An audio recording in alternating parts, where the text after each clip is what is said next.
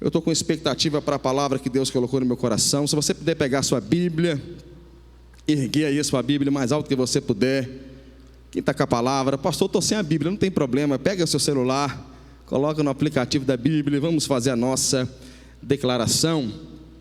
Esta é a minha Bíblia. Eu sou o que ela diz que eu sou.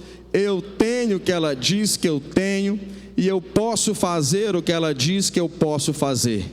Hoje eu serei tocado pela palavra de Deus.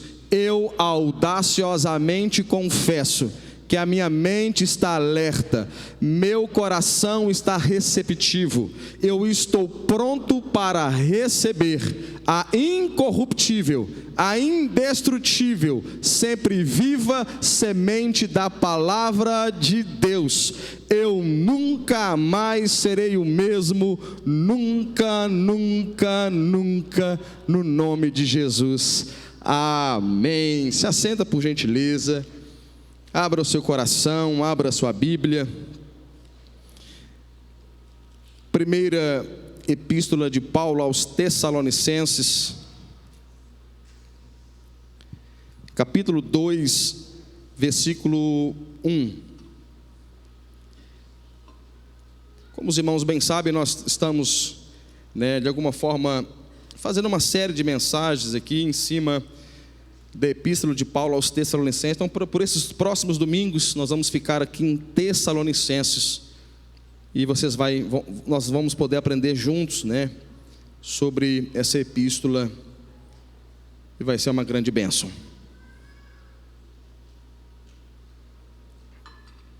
Primeira Tessalonicenses, capítulo 2, versículo 1. Quantos encontraram, diga glória a Deus aí, em nome de Jesus. Porque vós, irmãos, sabeis pessoalmente que a nossa estada entre vós não se tornou infrutífera.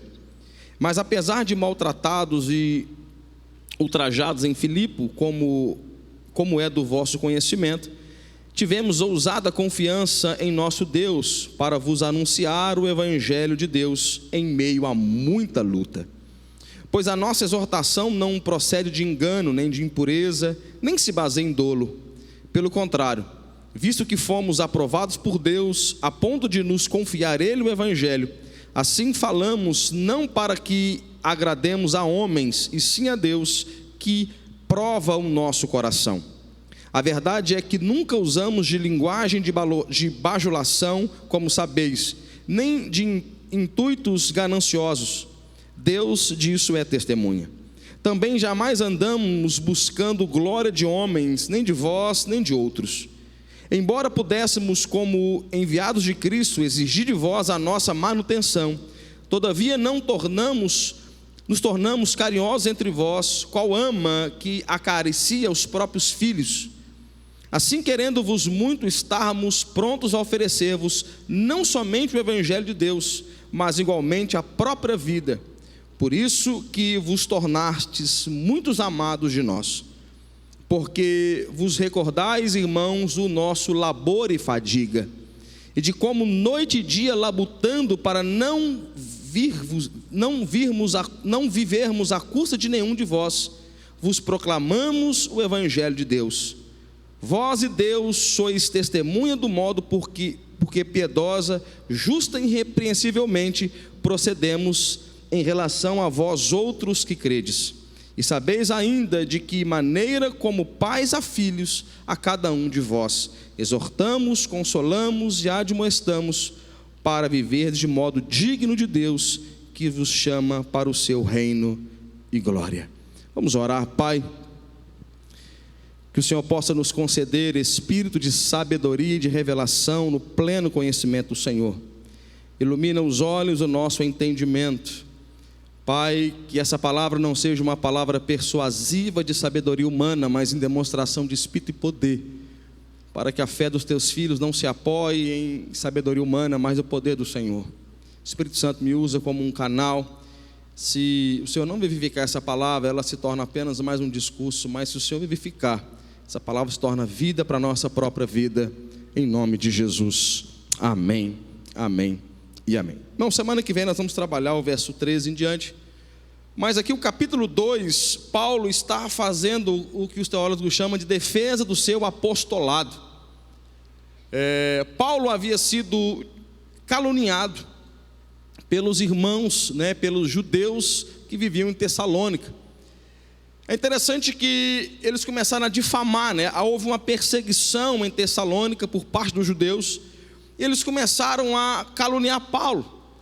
Por exemplo, nós sabemos que Paulo ele foi preso em Filipos, injustamente, preso, açoitado, e esses homens caluniando Paulo chegaram a dizer que Paulo tinha, usando palavras de hoje, como uma espécie de ficha criminal, que Paulo era um interesseiro, que Paulo queria tirar proveito dos irmãos, que Paulo queria de alguma forma levar vantagem. Então Paulo começa de alguma forma, não que Paulo deveria ou tinha que fazer de alguma forma uma defesa, porque nós vamos ver em alguns momentos os irmãos pouco importando com isso. Só que Paulo percebeu que o intuito daqueles irmãos era macular, era atrapalhar a mensagem, não só a questão do pregador, mas atrapalhar a mensagem. E por causa da mensagem, por causa do conteúdo da palavra, por causa da credibilidade da palavra, Paulo então resolve lembrar aos irmãos. Ele começa no versículo 1: irmãos, sabeis pessoalmente que a nossa estadia ou permanência entre vós ou ida não se tornou infrutífera. Paulo começa a lembrar a igreja dos frutos. Nós ministramos e nós damos muitos frutos entre vós. Aí o versículo 2: apesar de maltratados e ultrajados em Filipos. É tão interessante quando Paulo começa a lembrar aqueles irmãos que Paulo, e em alguns casos o próprio Silas e tantos outros, foram maltratados. A palavra maltratado e ultrajado, o maltratado traz a ideia de um ataque no físico, como açoites. Agora o ultrajar é ofender a dignidade, traz a ideia de um ataque mental, um ataque na alma. Então Paulo começa a dizer assim, em outras palavras, a nossa intenção em estar em Tessalônica nunca foi em benefício próprio, porque se fosse em benefício próprio, teríamos desistido em Filipe, porque nós somos maltratados, ultrajados, ou seja, presos, perseguidos, caluniados. Só que nós continuamos até Tessalônica. O que Paulo está tentando dizer? A nossa motivação não era meramente pessoal, a nossa motivação estava em Deus. Em outras palavras, quem tem a motivação em Deus, irmãos, permanece no meio das adversidades. Paulo está defendendo o seu apostolado, dizendo assim: não, eu sofri, nós sofremos ultraje, nós sofremos maus tratos, e nós continuamos na caminhada até Tessalônica. Por quê, Paulo? Porque a nossa motivação estava em Deus. Paulo não estava indo a Tessalônica ganhar dinheiro, Paulo estava indo a Tessalônica ganhar almas para Cristo, aleluia. Ele não estava indo lá para ter conforto, ele estava indo lá para encontrar e para ter convertidos ao Evangelho. Paulo não estava tendo, irmãos, ele não estava com a motivação nele, ele estava com a motivação em Deus, e essa é a grande defesa de Paulo. E quando nós olhamos a questão do coração do apóstolo, Paulo abriu mão, eu fiz questão de ler todo o texto aqui para os irmãos. Paulo abriu mão de direitos legítimos, ele abriu mão de coisas que qualquer apóstolo poderia ter. Ele abriu mão, por quê? Porque ele não queria que tivesse objeção à palavra, ele não queria que nada impedisse a pregação do Evangelho. E nós vamos ver, passa os olhos comigo de novo aqui, do versículo 7 ao versículo 10. Vocês estão comigo, meus irmãos? Olha que tremendo isso aqui, irmãos.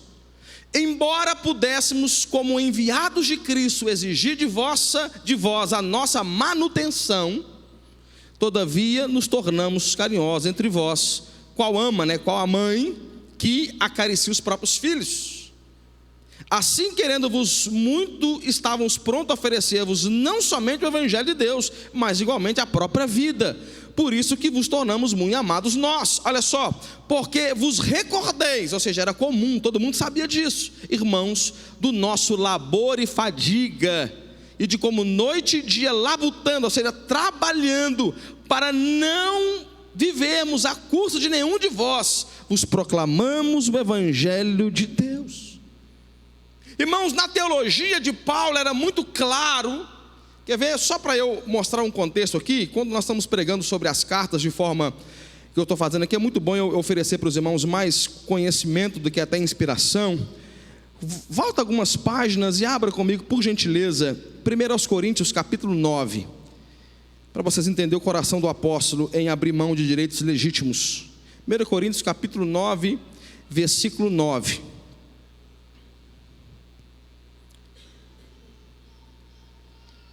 Porque na lei de Moisés está escrito: não atarás a boca do boi enquanto pisa o trigo.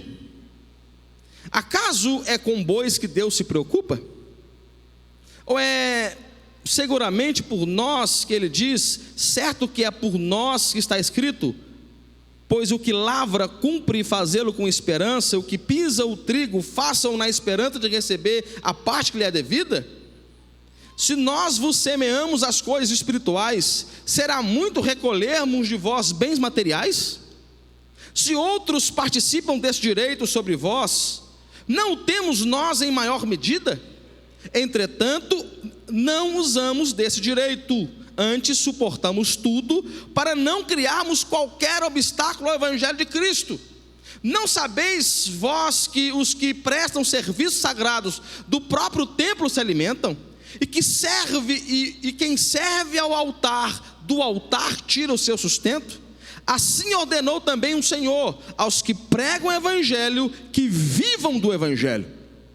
Então Paulo entende, irmãos, que é um direito legítimo. Paulo entendeu que ele poderia, por exemplo, ser sustentado pelos irmãos em Tessalônica por causa do evangelho. Só que Paulo abre mão do direito, ele abre mão do salário, ele abre mão de coisas que o próprio Deus disse: Paulo, você como ministro, você pode receber isso. Mas ele diz, para não gerar nenhum tipo de objeção, nenhum tipo de resistência à palavra, eu abro mão dos meus próprios direitos, para que a palavra de Deus permaneça em Tessalônica. Quem pode crer nisso em nome de Jesus? Abriu mão. Só que Paulo está sendo acusado pelos judeus de ser alguém que estava fazendo exatamente o oposto. Mas Paulo entendia, aquela igreja me conhece. A palavra diz em Atos, capítulo de número 18, versículo 3, que Paulo ele era um construtor de tendas. Ele sabia, ele tinha como ofício construir tendas. Então ele construía tendas e ao mesmo tempo pregava a palavra. Ele construía tendas e ele pregava a palavra. E ele disse, versículo 9, ele disse que labor e fadiga. Irmão, só quem já trabalhou secular, né? Se eu puder usar essa expressão, quem trabalhou num trabalho e também ao mesmo tempo serviu a Jesus de forma muito intensa no evangelho, sabe o quão é desgastante. Daqui minha esposa, nós lembramos o tempo que eu já pastoreava e ao mesmo tempo consolidava. Nós chamamos bivocacional e ao mesmo tempo trabalhava. De às vezes ficar até 11 horas da noite, não era sempre, mas às vezes ficar até 11 horas da noite aconselhando. Igreja começando, muito intenso, sem gente para ajudar a trabalhar no começo. E no começo os irmãos sabem que o pastor abre, o pastor fecha. Às vezes o pastor não sabe cantar, mas tem que cantar, tem que fazer tudo às vezes no começo. Não tem equipe. E trabalhando, e fazendo. Tem que chegar em casa cansado no outro dia de manhã, tem que estar na empresa, depois pedir o patrão, eu lidava direto com ele, até hoje é um grande amigo. Eu pedi, cara, deixa eu ir fazer um velório. Ô Nilson, vai lá. E você corre para cá, corre para lá, corre para cá. Só Deus, e quem sabe, quem já viveu isso, sabe o quanto é desgastante. E Paulo está dizendo assim: nós trabalhamos dia e noite, só para não ser pesado por ninguém, só para que ninguém tenha motivo de falar assim, Paulo é interesseiro. Irmãos, Paulo, ele entendeu. E sabe qual é a grande objeção hoje que as pessoas têm em relação ao evangelho? É achar que pastor é avarento, é achar que pastor gosta de dinheiro, é achar que a gente está aqui por causa de coisas financeiras. Não adianta a gente fugir dessa realidade, porque essa é uma realidade bíblica. A Bíblia não muda. Eu falei isso aqui no momento do dízimo. A palavra, o conceito que os irmãos tinham no tempo de Paulo é o mesmo conceito que nós temos. Eu me lembro uma vez, irmão, eu já contei essa história aqui. Eu peguei meu carro, Era um Palio 96, os irmãos que é de Minas lembram, o meu carro eu comprei no Rio de Janeiro, e ele tinha maresia, estava com as maresias no carro, e os irmãos brincavam, o pastor do carro dos Flintstones, os irmãos mais índios brincavam, falavam que o fundo do meu carro ia estourar, e eu ia colocar os pés no chão quando dirigia. Eram os irmãos que brincavam com a gente na época. E eu peguei o carro, e meu carro estragou. E o irmão da igreja, muito, muito abençoado, falou assim: Nil, é o seguinte, cara, eu vou arrumar seu carro. Ele também era mecânico. Ele falou assim: você não vai ficar a pé não, anda com um dos meus carros. Ele tinha 2 carros, um deles era uma Mercedes. Ele falou: não, pastor, você vai ficar de Mercedes. Na época eu não sabia nem dirigir Mercedes, irmão, porque era automática. Eu nunca tinha dirigido um carro automático. Falei: cara, me ensina a dirigir esse negócio. Depois que eu vi que era fácil. Mas estou de Mercedes andando no bairro. Eu parei a Mercedes na porta de uma farmácia. Alguém olha para mim assim, conversando com outro cara, falou assim: tem que virar pastor. Tem que virar pastor. Tem que virar pastor. Eu pensei assim, eu não sei se eu xingo esse cara ou se eu deixo quieto esse negócio. Tem que virar pastor. Eu falei: vira pastor. Eu falei: vai fundo. Vai fundo. Porque não teria problema nenhum se o carro fosse mesmo, não teria problema nenhum. Só que as pessoas, irmãos, infelizmente Paulo sabia disso. Paulo sabia disso. Que as pessoas, o inimigo coloca uma objeção sobre questões financeiras para atrapalhar a pregação do evangelho. Só que Paulo falou assim: se for para abrir mão, eu abro mão, mas a palavra vai ser pregada em nome de Jesus. Se for que abrir mão, eu vou abrir mão. É direito, mas eu vou abrir mão por causa da pregação, para que ninguém tenha o que falar sobre a pregação do evangelho. Amém, irmãos? Amém? Continuando aqui, irmãos, agora a maior renúncia que eu percebo na vida de Paulo não foi nem só a questão de abrir mão de direitos legítimos. A maior renúncia de Paulo, irmãos, e isso é uma grande renúncia, parece que não, mas é uma grande renúncia, é escolher agradar a Deus e não a homens. Fala comigo assim: agradar a Deus. Fala: agradar a Deus, não a homens. Fala comigo assim: a igreja. Fala: a igreja de Jesus não foi chamada para agradar pessoas. A igreja de Jesus foi chamada para agradar a Deus. Olha o versículo de número 4, por favor, de 4 ao 6, olha só, volta os seus olhos aí. 1 Tessalonicenses 2, do 4 ao 6, olha que tremendo isso aqui, ó. Pelo contrário, visto que fomos aprovados por Deus a ponto de nos confiar a Ele o Evangelho, assim falamos, não para que agrademos a homens, e sim a Deus, que prova o nosso coração. A verdade é que nunca usamos de linguagem de bajulação, como sabeis, nem de intuitos gananciosos. Deus disso é testemunha. Também jamais andamos buscando glória de homens, nem de vós, nem de outros. Então Paulo está dizendo assim: o nosso chamado é para agradar a Deus.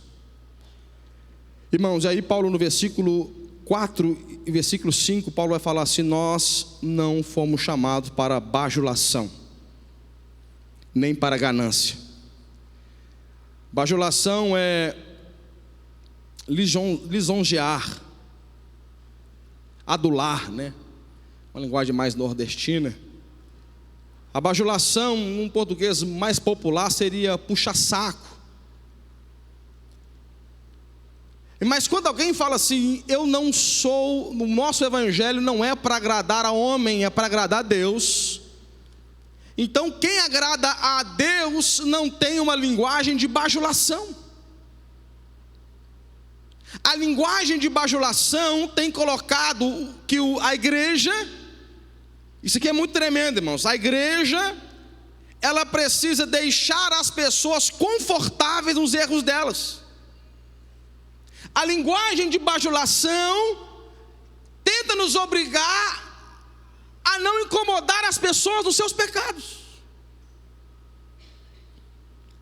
Agora, irmãos, é um preço que se paga quando alguém fala assim: eu não estou como cristão com a intenção de agradar a pessoas, a homens, mas o meu chamado é agradar a Deus. Quem agrada a Deus não pode ser bajulador, e quem não é bajulador vai criar inimigos. A igreja é muito amada pelo mundo enquanto ela apoia a prática mundana. Ao longo da história, a igreja foi amiga, andava de mão dadas com o mundo, desde que não toque no mundo, não incomode o mundo, não pregue sobre o pecado. Então a igreja anda de amizade com o mundo. Mas toda vez que a igreja se posicionou em relação às verdades imutáveis da palavra, a igreja foi perseguida. Agora, irmãos, entenda bem, Paulo entendeu assim: eu não fui chamado para agradar homens. Paulo não estava dizendo assim, não interprete mal. Paulo não dizia assim, então eu posso ser mal educado, eu posso ser grosso. Não é isso. Até porque ele disse assim, eu fui como vocês, como uma mãe que acaricia os filhos. Quem está comigo em nome de Jesus? Não é sobre ser mal educado, é sobre não negociar a palavra. Paulo está dizendo assim, o que é pecado é pecado. Eu não estou aqui para passar a mão na cabeça de ninguém, eu não estou aqui para bajular ninguém, eu não estou aqui para ficar elogiando falsamente ninguém. Irmãos, principalmente a nossa geração, as pessoas estão acostumadas com bajulação. Você pode fazer, perceba a rede social, querendo ou não, é uma cultura nossa, e nós estamos nisso. Rede social, a pessoa pode fazer a pior coisa do mundo, pode reparar, vai ter alguém para curtir, vai ter alguém para elogiar, vai ter alguém para incentivar. Fala, continua assim, está indo para o buraco, mas tem uma multidão dizendo assim, isso mesmo, vai assim, permanece assim, afinal de contas o bom é ser feliz. É um hedonismo desenfreado que tem tomado conta da nossa geração. Aí em meio a tudo isso, entra um ministro do evangelho, em meio a tudo isso entra uma igreja. E eu estou aqui pregando, né, de forma meio que expositiva, trabalhando aqui a ideia que está em Tessalonicenses. O que Paulo está trabalhando aqui é: nós, como filhos de Deus, precisamos pagar um preço. O preço de pararmos de bajular as pessoas, passar a mão na cabeça de pessoas em pecado, com medo de falar o que é pecado. Esses dias não é novidade para ninguém, todo mundo acompanhou a questão da Bruna Carla, e eu fui lá, irmãos, dar força para a Bruna Carla. Eu falei, vou entrar no meu Instagram, vou pegar uma canção da Bruna Carla, vou colocar no meu stories, vou marcar a Carla. Só que para minha surpresa, quando eu fui marcar a Bruna Carla, o Instagram colocou uma mensagem mais ou menos assim, que eu não vou lembrar, que eu não podia marcar. Não podia marcar. Não dava para acessar a conta marcando a Bruna Carla, não dava. Não dava. De alguma forma o Instagram boicotou, não sei que palavra que eu uso, derrubou, eu não sei como é que usa essas palavras hoje em dia, porque alguém que é ministra de Deus, protegido pela Constituição, que ninguém pode ser punido pela sua opinião de fé, é cancelado nas redes sociais porque pregou a Bíblia. E se os irmãos assistirem o podcast, não tem homofobia nenhuma na fala dela. Agora, isso é uma cultura que está nos dias de hoje. A igreja precisa negociar os seus valores para não incomodar ninguém. A igreja precisa negociar seus princípios para não incomodar ninguém. E os crentes estão assustados quando vem as coisas dessas. Por exemplo, alguém pode fazer uma manifestação e chutar a Bíblia. Pode chutar a Bíblia. Agora, eu não vim aqui pregar contra a violência, essas coisas não, mas eu vim pregar sobre o direito que nós precisamos ter de pregar a verdade bíblica. Adultério é pecado ou não é pecado? Prostituição é pecado ou não? Sexo antes do casamento é pecado ou não é? Sexo fora do casamento é pecado ou não é? É pecado. É pecado. Mentira é pecado? Ou não? É ou não é, gente? Mentira é pecado. Só que a nossa geração Pergunta assim, por exemplo, alguém recebe uma pergunta lá no Instagram, eu posso fazer tal coisa? Quando a pessoa não é uma coisa muito simples, se é polêmica, a pessoa desvia igual Matrix. E nós estamos vivendo o evangelho, se não tomarmos cuidado, nós vamos perder o direito de pregar.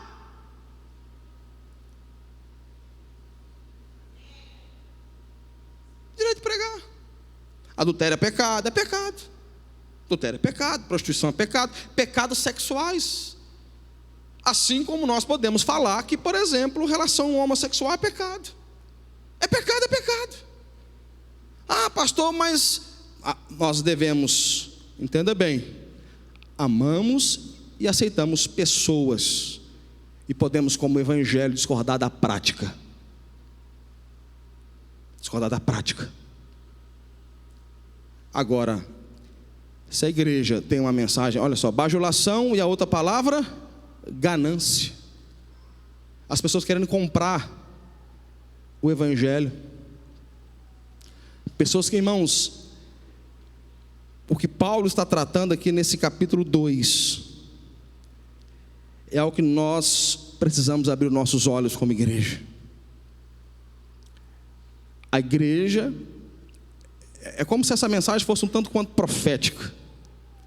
Nós como igreja, se você olhar para os países que foram berço do avivamento e de missões no mundo inteiro, a Europa, por exemplo, alguns lugares na Europa não se pode pregar mais livremente, porque o inimigo começou a perseguir devagar. Não pode falar isso, não pode falar aquilo, não pode falar isso, não pode falar aquilo. Daqui a pouco os pastores têm que pegar o sermão que ele criou, que Deus deu para ele, mostrar para alguma autoridade, para ver se aquela autoridade autoriza ele pregar aquela palavra. Quem está entendendo aqui em nome de Jesus? Agora, é uma escolha, é uma renúncia. Agora, a nossa geração, irmãos, não está querendo ser bloqueada. Não está querendo ser que falar mal. Não está querendo. A gente ama os aplausos das pessoas. Nós amamos, irmãos, nós amamos. Como acaricia o nosso ego quando a gente é aplaudido. Eu estou falando de mim também, irmãos, pregadores. Nós amamos os aplausos, elogios, amamos, somos apaixonados com essas coisas. E talvez aí está a diferença entre Paulo e nós. Nós amamos. Amamos. Leonardo Ravenhill disse uma frase. Ele falou assim: se Jesus tivesse pregado as mensagens que os pregadores pregam hoje, ele jamais teria sido crucificado. As pessoas amam a gente falar assim: você é mais do que vencedor. As pessoas amam quando o pregador poder falar assim: você é mais do que vencedor em Cristo Jesus. Você é uma bênção. Quem te viu passar na prova, ele não te ajudou. Quando vê você na bênção, vai arrepender. Você não é cauda, você é cabeça. Você tem as bênçãos de Abraão. Mas quando a gente prega o evangelho, que incomoda ela no pecado dela, então aí ela não quer ouvir, ela se revolta. Então ela persegue. Ela troca de igreja. Ela cansa de igreja. Ela quer desigrejar. Fala comigo assim: o que era pecado? Fala, o que era pecado continua sendo pecado. John Piper, ele disse algo assim: pregue verdades eternas em termos modernos. A parede é preta hoje. Tem luzes, tem telão, mas a Bíblia está sendo pregada. Você pode contextualizar um ambiente.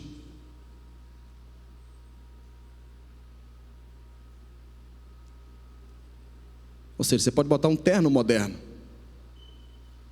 O que você não pode mudar é a palavra de Deus. Eu já falei aqui muitas vezes, falei, gente, tem muitas pessoas que conhecem a Bíblia aqui. Muitas.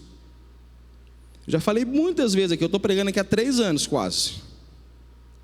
Eu já falei assim: se você vê alguma coisa fora da Bíblia, pode me chamar e falar. Pode chamar e falar. Está aqui, está sendo gravado. Falei, se você me ver falar alguma coisa fora da Bíblia, pode me chamar e falar. Se eu ver que realmente você me convencer, eu vou domingo que vem me retratar. Com maior humildade, irmãos. Maior humildade. E se você ver eu falar alguma coisa aqui fora da Bíblia, não segue não. Não segue não. Por favor, fique com a palavra. Entre o ministro e a palavra, fica a palavra. Agora também, irmãos, entenda bem. O evangelho não pode ser um evangelho de bajulação. Cuidado. Alguém disse assim: o maior pregador não é aquele que você sai da igreja feliz com ele. O maior pregador é aquele que você sai triste com você. Enquanto eu preparava essa palavra, deixa eu confessar para os irmãos, enquanto eu preparava essa palavra, dentro de mim dava uma tristeza boa. Porque o sistema quer engolir a gente, irmãos. O sistema quer pegar um ministro e jogar confete em cima dele, ficar jogando brilho. O mundo quer ficar aplaudindo a gente começa a perder o coração nessas coisas. Eu olhava para isso, eu falava: Deus, só o Senhor para ter misericórdia de nós. Abra em Atos 17, vamos ver o que acontece quando alguém prega o evangelho sem bajulação. Sabemos que Atos 17 é o texto que Paulo está pregando, inclusive de onde nasceria a igreja em Tessalônica. Versículo 4, Atos 17, versículo 4, Paulo está pregando.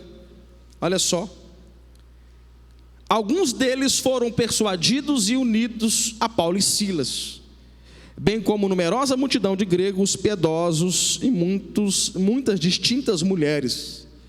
Os judeus, porém, movidos de inveja, trazendo consigo alguns homens maus dentre a malandragem, ajuntando a turba, alvoroçaram a cidade, assaltando a casa de Jason, procuraram trazê-los para o meio do povo.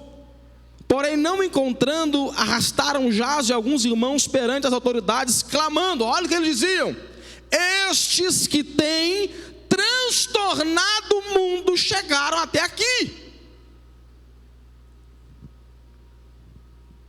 Esses que têm perturbado o mundo estão aqui agora. É por isso que eu disse que a maior renúncia é quando você tem coragem de falar a verdade.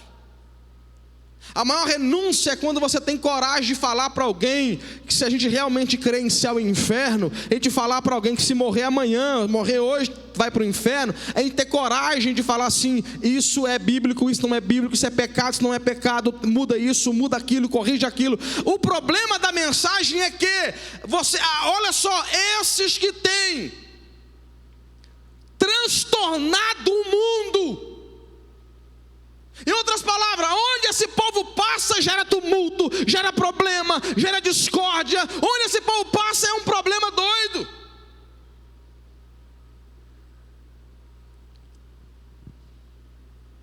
Esses que têm transtornado o mundo. É muito perigoso quando a gente só tem aplausos.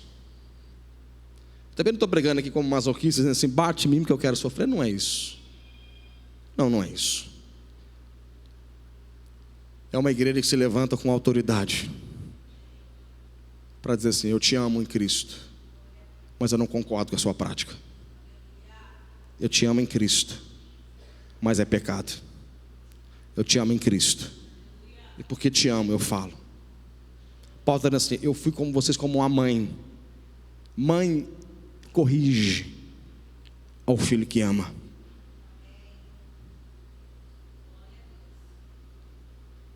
Mãe, Paulo está dizendo assim: por causa do amor, eu te corrijo. E sabe o que eu percebi? As melhores mães foram chamadas de chata, até que o filho crescesse e amadurecesse. Quem está comigo? As melhores mães, os melhores pais foram chamados de chatos, até que o filho crescesse e entendesse que a mãe e o pai que tiveram foram os melhores, porque houve disciplina. O Evangelho, irmãos, nós não podemos negociar a mensagem. Fique em pé, deixa eu orar com você, vamos terminar. Quantos receberam essa palavra em nome de Jesus?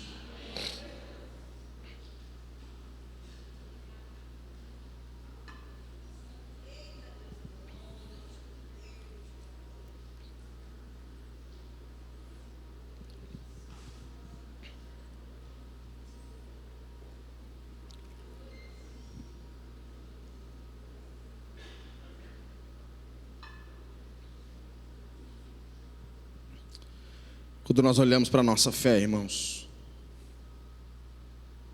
sabe o que Paulo disse? Ele falou assim: o Evangelho, ele é perseguido. E Paulo usou uma expressão dizendo assim: são pétalas de rosas que têm cheiro de morte para os que se perdem e cheiro de vida para os que estão sendo salvos. Sabe o que Paulo quis dizer? Os romanos tinham um triunfo. Pegava o imperador romano e ia para certo lugar. E aquele romano, o imperador, ele tinha ali um general, que seja, ele tinha ali uma conquista muito grande, uma batalha. Então os mensageiros voltavam até Roma e preparava uma espécie de uma festa que era chamada de um triunfo. E era muito comum jogar pétalas de rosas na entrada de Roma, e as pessoas de um lado e do outro fazendo festa. E esse imperador normalmente, quando o general do exército inimigo não havia morrido, ele amarrava o general e os escravos de guerra, e eles entravam em Roma. Primeiro os generais romanos, os soldados, e os cavalos iam marchando por cima daquelas pétalas de rosas. E subia um aroma agradável, um cheiro muito agradável e festa em Roma. Só que aquele mesmo cheiro de pétala que os cavalos pisavam, para o general perdedor e para os soldados perdedores, era um cheiro de morte, cheiro de derrota. Nosso evangelho é tão perseguido, o evangelho genuíno é tão perseguido, é tão mal interpretado, porque a mesma palavra de salvação pode ser palavra de condenação. Para quem aceita, irmãos, é graça, é favor imerecido. Para quem rejeita, é sentença de morte. E Paulo entendia isso. Paulo entendia isso. Se você está ouvindo o Evangelho, tem graça e favor de Deus para você. Mas se você está ouvindo o Evangelho e rejeitando o Evangelho, então eu acabei de ministrar uma sentença de morte sobre a sua vida. E é por isso que o Evangelho é perseguido. E é por isso que o Evangelho é perseguido. Eu queria que você orasse. Eu queria que você orasse. Eu queria que você pedisse a Deus que Deus te mostrasse o que você tem vivido em Deus. Eu queria que você pedisse para Deus para te mostrar se você tem coragem de pregar o Evangelho para alguém, coragem de, em amor, confrontar alguém. Que você orasse. Nós temos bastante tempo, pode orar.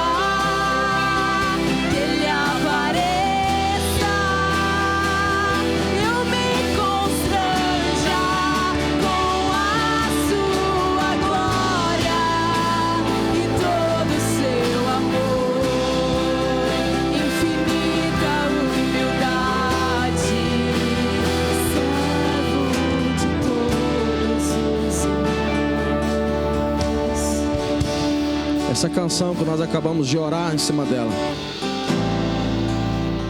é uma canção que traz uma fala de João Batista, que ele cresça e eu diminua.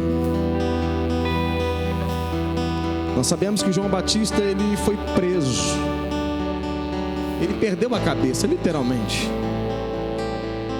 porque um dia ele olhou para o imperador e disse assim: não te é lícito possuir a mulher do teu irmão. João Batista não olhou quem era, se era rei, se era pobre, se era rico. João Batista não negociou a mensagem. João Batista disse: é pecado, seja rei ou não, é pecado. É pobre, é pecado. É rico, é pecado. Dizima, é pecado. Tem o maior dízimo da igreja, é pecado. Não dizima, é pecado para todo mundo. Aí cortaram a cabeça de João. Só que sabe o que Jesus tinha falado de João? Sabe o que Jesus tinha falado para João? De João: dos nascidos de mulher, não há ninguém maior do que João. Ou seja, até Adão, João foi maior do que todo mundo, maior do que Elias, maior do que Moisés, maior do que Abraão. Ou seja, enquanto os homens queriam a cabeça de João, o próprio Deus em carne está olhando para João dizendo assim: ele é maior que todo mundo. A questão é que a gente precisa escolher um dia, irmãos, se a gente quer o aplauso e o elogio dos homens, ou se a gente quer a aprovação de Deus. Não tem problema agradar os homens, desde que você agrade a Deus. Amém? Amém? Não tem problema agradar pessoas, desde que você, para agradá-los, não precise desagradar o Senhor. Deixa eu terminar. Sabe como a igreja de Atos começou? Os apóstolos pregando. Atos 2, Pentecostes. Atos 3, a cura do paralítico, e os apóstolos começam a pregar. O Sinédrio reúne e fala assim: para de falar do nome de Jesus. As autoridades da época: para de falar desse nome de Jesus. Aí Pedro e João falam: eu estou lindo. Melhor coisa é agradar a Deus que os homens. Eu não vou parar de pregar. Nós não vamos parar de pregar. A Bíblia manda a obedecer a autoridade. Romanos 13 manda a gente obedecer às autoridades. Mas se as autoridades fizerem uma lei contra a Bíblia, nós ficamos com a Bíblia. A Bíblia manda cumprir a autoridade, honrar em tudo, os impostos em tudo. A Bíblia manda: honre a autoridade, cumpra as leis do seu país. Mas o dia que fizeram uma lei no Brasil proibindo a Bíblia, nós vamos ficar com a Bíblia. 3 pessoas entenderam o que eu estou dizendo, meu Deus do céu. O dia que fizer uma lei, irmãos, proibindo a palavra, nós vamos ficar com a palavra. O dia que fizer uma lei obrigando a gente a viver o que não está na palavra, nós vamos ficar com a palavra. Nem que a igreja volta a cultuar no cemitério, nem que a igreja volta a cultuar, irmãos, nas cavernas, nem que a igreja volta a cultuar nos montes, nem que a igreja volta a cultuar escondida, irmãos, nós vamos permanecer sendo igreja. O diabo não pode tocar na igreja. Jesus disse: esta é minha igreja, e as portas do inferno não prevalecerão contra ela. A mensagem da Bíblia, irmãos, ela é imutável. A mensagem da Bíblia nunca vai mudar. Podem perseguir, podem atacar, mas enquanto matam um profeta, Deus levanta 2. Se prender um pastor, Deus levanta uma geração. Escuta isso aqui, irmãos: a igreja cristã nunca parou porque homens morreram no Coliseu, nunca. Porque aqueles homens que morreram no Coliseu romano morreram cantando a Jesus, morreram adorando Jesus. Sabe quando a igreja começou a se perder?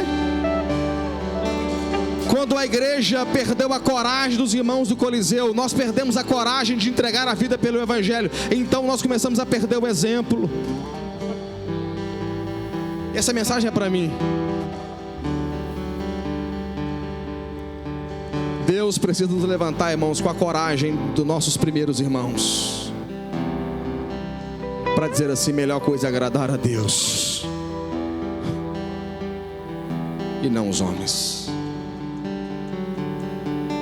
Voltemos ao Evangelho, voltemos à palavra. Aleluia, Jesus. Pai, eu não posso convencer os irmãos, Senhor, só o Teu Espírito Santo pode. Só o Senhor pode fazer isso conosco. Uma palavra dessa nesse tempo parece um tanto quanto meio louca, Pai.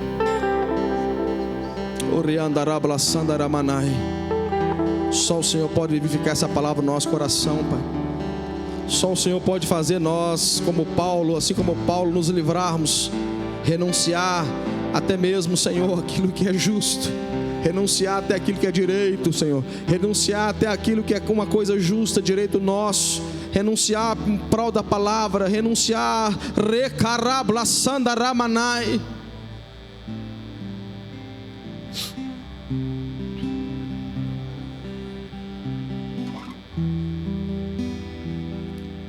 Renunciar. Aqui nosso irmão Ademir, ele talvez nem goste do que eu vou falar aqui, mas eu vou falar. Um dia eu estava conversando sobre carro com o Ademir, conversando sobre carro. E ele falou assim: Nilson, antes de ser missionário eu já tive bons carros, carros importados. E eu falei com o Ademir: hoje você tem condição, por que você não compra, cara? Você tem condição, por que você não compra? Ele falou: Nilson, eu amo o carro, mas se eu comprar os carros que eu gostaria de ter e eu posso ter com o meu salário, as pessoas param de contribuir, porque as pessoas se escandalizam. As pessoas param de abençoar missões, porque elas vão falar que eu estou pegando dinheiro do Haiti para comprar os carros. Quando eu escutei aquilo, eu falei: isso é uma renúncia por causa do Evangelho. Tem condição de ter, mas abre mão de algo justo, legítimo, que não tem pecado nenhum, em prol do campo missionário. Ele não pediu para falar isso, depois até chamar minha atenção, se ele quiser, não tem problema não. Mas coisa boa, não precisa de permissão. Às vezes, irmãos, o Evangelho que queima o nosso coração vai nos fazer abrir mão de coisas que são justas, legítimas, em prol do reino. Vamos terminar assim, ó. A última vez fala comigo assim: Deus me chamou. Fala: Deus me chamou para agradá-lo. Você pode aplaudir o nome do Senhor Jesus por isso. Aleluia, Senhor, seja exaltado, Pai. Seja exaltado, Senhor. Seja exaltado. Vamos fazer a última oração. Queria que você pudesse fechar os seus olhos. Já já nós vamos terminar essa reunião de culto. Feche os seus olhos, por gentileza. Não tem nada espiritual em fechar os olhos, só para você não distrair mesmo, para você conectar aí com Deus, sem preocupar com quem está do seu lado. Nós vamos conduzir você numa oração, e eu queria que você repetisse, toda a igreja. Nós vamos abençoar nossos irmãos que precisam orar dessa forma. Ora assim comigo: Senhor Jesus, eu abro meu coração e eu reconheço que sou pecador e não posso salvar a mim mesmo, mas arrependido, eu te confesso como meu Senhor e meu Salvador. E eu, Jesus, que havia me desviado, arrependido eu volto, na certeza que o Senhor me recebe de volta. Quero fazer essa última oração por você. Vou orar sozinho agora. De repente você orou: Pai, eu estou te recebendo como meu Senhor e Salvador. Ou você está orando assim: eu estou reconciliando com Jesus, eu me afastei do caminho do Senhor e hoje eu estou voltando para a casa do Pai. Para eu orar por você que está recebendo Jesus como Salvador, ou você que está reconciliando com Jesus, para eu orar por você, eu quero um sinal da sua parte. Eu quero que você levante bem alto uma das suas mãos. Eu quero que você levante bem alto. Temos ali uma pessoa que está recebendo Jesus ou voltando para Jesus. Cadê a segunda pessoa? Ela: pastor, eu sou essa pessoa. Eu preciso entregar a minha vida para Jesus. Eu preciso voltar para Jesus. Pastor, eu sou essa segunda pessoa. Cadê você? Deixa eu orar com você aqui. Nós vamos terminar esse culto agora. Deixa eu orar, só antes de orar por você. Tão importante para nós poder abençoar a sua vida. Temos mais alguém? Pastor, eu sou essa pessoa, eu quero voltar. Eu quero receber Jesus tão maravilhoso. Eu quero voltar para a casa do Pai. Temos mais alguém? Dá um sinal para eu ver sua mão. Não temos? Meu irmão, por gentileza, vem aqui à frente, deixa eu orar com você aqui. Pode ficar aqui embaixo, aqui, de frente para mim, por favor. Nós queremos orar pela sua vida como igreja. Isso, muito obrigado. De repente você não levantou a sua mão, mas você sabe que o seu lugar não é aí. O seu lugar é aqui na frente. Deus está chamando você. Eu me lembro quando Deus me chamou, irmãos. Eu não queria ir na frente, mas meu coração estava queimando por Jesus. Parece algo assim dentro de mim que eu entendi que eu não podia ficar sem ir lá na frente. De repente está acontecendo isso com você agora. Se você quiser vir, eu vou te esperar. Tem alguém? Estenda as mãos aqui. Pai, em nome de Jesus, nós abençoamos o teu filho, Pai, com toda sorte de bênçãos espirituais nas regiões celestiais em Cristo. Tua palavra fala que o Senhor nos tirou do império das trevas e nos transportou para o reino do Filho do seu amor. Deus, nós abençoamos teu filho, Pai. Nos alegramos com a vida dele, que ele possa viver o melhor que o Senhor tem para ele, Pai, em nome de Jesus. Deus, que o Senhor possa cercá-lo de tudo aquilo que ele precisa para te servir, desde amizades, a estruturas, a finanças, tudo, Pai. Que o Senhor possa abençoá-lo, em nome de Jesus. Amém. Olha para mim, meu irmão, a palavra de Deus diz em Lucas 15, que quando o filho voltou para casa, o pai fez uma festa. Por isso, se nós sabemos que no céu Deus está fazendo festa para te receber, então aqui em Lagoinha nós também queremos fazer uma festa para te receber. A palavra fala que nós somos a família de Deus aqui na terra. Eu gosto de dizer, a família não é perfeita, nós não somos perfeitos. Aqui nós temos um tanto de pecador, aqui nós somos todo mundo pecador, carente da graça, mas não deixa de ser uma família. Nós vamos ser uma família. Por isso eu vou contar até 3, e no 3 pedir para você virar para conhecer essa nova família. Amém? 1, 2, 3, vire por favor. Que ele cresça e eu diminua,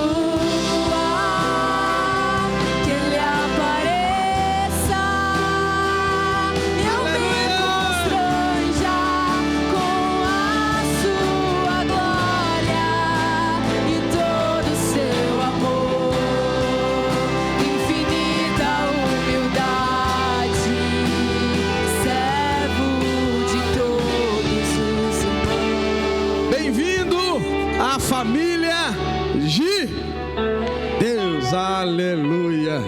Vamos embora, irmãos. Vou dar a bênção, ó, como sempre, hein? Costume nosso agora. Eu vou dar a bênção apostólica e depois vocês vão sentar, tá, gente? Senta aí. Quando eu chegar lá no final, vocês vão embora. Eu quero pegar na mão de um por um. Amém? Que a graça do Senhor Deus, o Pai, a comunhão do Filho e a consolação do Espírito seja sobre cada vida, não só hoje, mas para todo sempre. Vai em paz. Deus te abençoe. Só lembrando, hoje às 22 horas eu vou fazer uma live chamada pós-culto. Se você quiser perguntar sobre o culto, enfim, fique à vontade. Deus abençoe.